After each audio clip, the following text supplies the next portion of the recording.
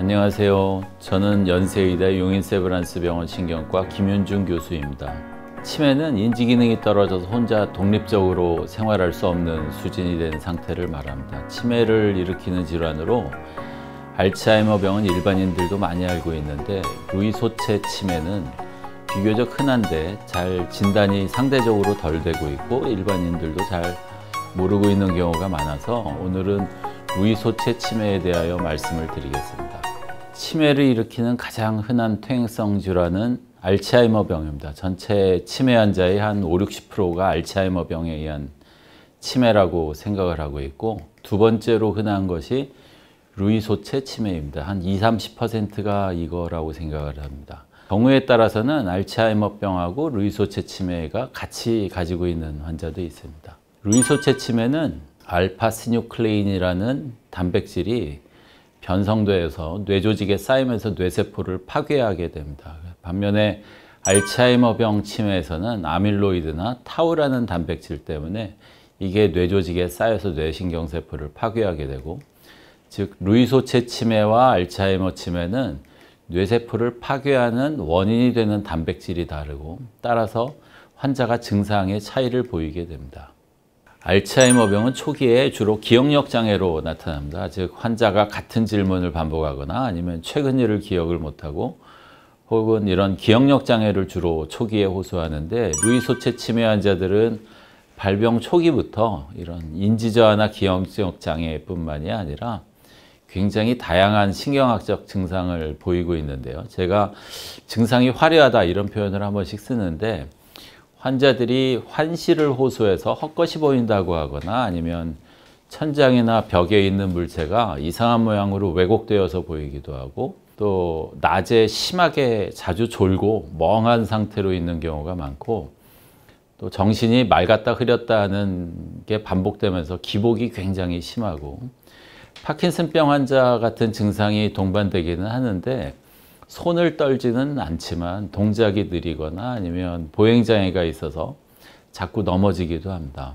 특히 이제 중요한 증상 중에 하나가 렘 수면장애라고 수면장애를 보이게 되는데요. 이렇게 꿈을 많이 꾸고 꿈꾸면서 소리를 지르고 꿈꾸면서 나타나는 그런 행동을 그대로 해가지고 옆 사람을 치기도 하고, 또 같이 자는 사람이 소리 지르고 옆 사람을 치기도 해서 깜짝깜짝 놀라게 됩니다. 그리고 경우에 따라서는 환자가 꿈과 현실을 구별을 못하는 경우도 있습니다. 또 우울증이나 불안증 혹은 무감동증 이런 증상이 있어서 환자가 말수가 현저하게 줄어들게 되고 주변 상황에 대해서 반응을 잘 안 하고 혼자 멍하게 있는 증상, 이런 증상이 발병 초기부터 나타나는 경우도 있고, 또 자율신경계 증상이라고 환자가 변비, 배뇨장애 혹은 기립성 저혈압, 어지럽다라고 호소하기도 하고, 아니면 지나치게 땀을 많이 흘리는 증상을 보이기도 합니다. 이런 증상이 꼭 인지장애와 같이 나타나는 경우도 있지만 인지장애보다 훨씬 먼저 나타나는 경우도 있습니다. 루이소체 치매가 의심되는 경우에는 일반적으로 인지장애 환자한테서 하는 검사, 그러니까 뇌파나 MRI 같은 검사를 기본적으로 하고, 그 다음에 동반된 증상이 파킨슨병 증상이 있는 경우에는 파킨슨병 진단에 이용되는 PET, 도파민 PET라는 것을 합니다. 그리고 경우에 따라서는 이제 수면장애 진단이 필요한 경우에 수면 뇌파 검사 혹은 수면 다원 검사를 실시하기도 합니다. 저희가 보건소나 치매안심센터에서 간이인지 검사를 많이 시행을 하고 있는데요.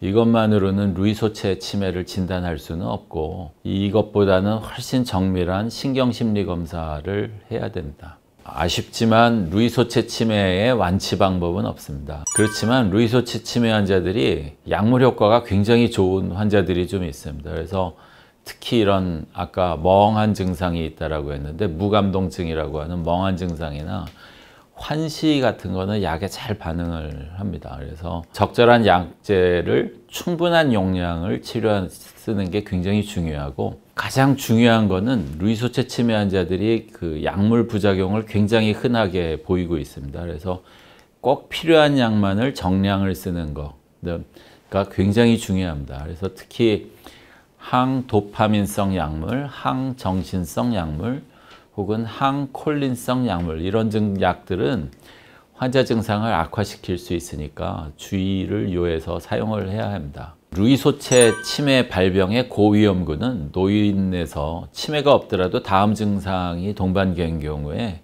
꼭 한번 적절한 평가를 해봐야 됩니다. 그래서 렘 수면 장애가 있다거나 환시, 보행장애, 후각저하 이런 증상들이 인지저하와 함께 동반되는 경우, 또한 무감동증, 우울증, 불안증 이런 게 전에는 없다가 생기는 경우에 꼭 전문가의 평가를 받아보는 게 좋습니다.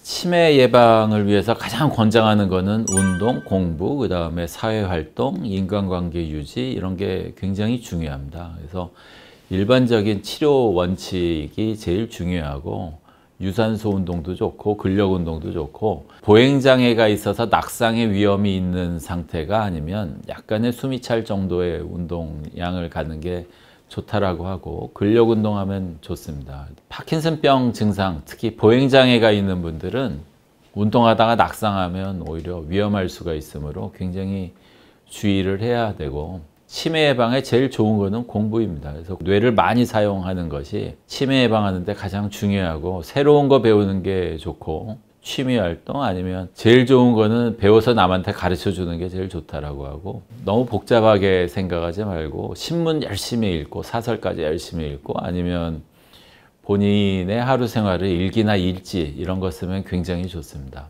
해외 연구에 따르면 지중해 식단이 치매 예방, 파킨슨병 예방에 좋다고 하는데 사실 저희 식으로 얘기하면 아마 일반적인 건강한 전통적인 한식 식단이라고 생각하면 될 것 같습니다.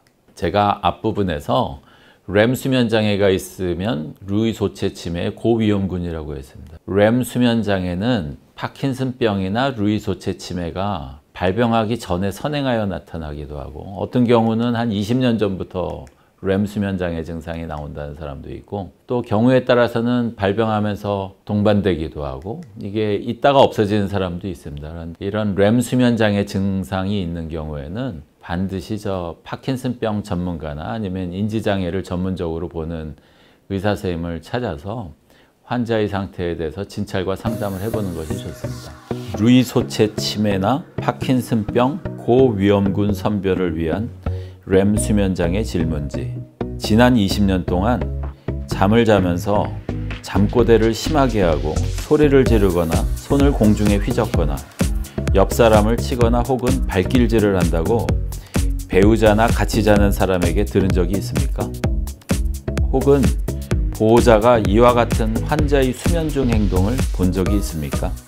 퇴행성 인지장애나 파킨슨병이 완치가 되는 병은 아니지만 적절한 약물을 제대로 사용하면 증상이 상당히 호전되고 일상으로의 복귀가 가능합니다. 의사, 환자, 가족 모두 끈기를 가지고 노력하는 것이 제일 중요한 것 같습니다. 환자는 운동, 공부, 친구 사귀기 이런 사회활동을 유지하는 게 제일 중요하고요.